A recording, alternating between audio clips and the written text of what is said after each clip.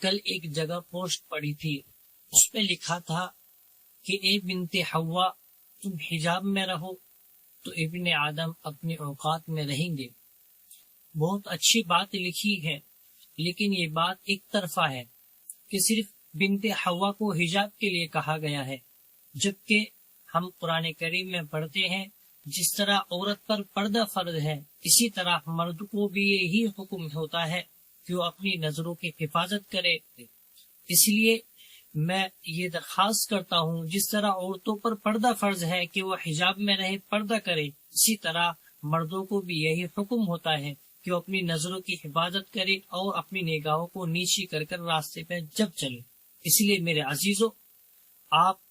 بنت حوا کو بھی اس کی نصیحت کرے، وہ حجاب میں رہے، تو اسی طرح ابن آدم کو بھی یہ نصیحت کرتے رہنا چاہیے کہ وہ اپنی نظروں کی حفاظت کرے اور اپنی نگاہوں کو نیچی کر کر چلے۔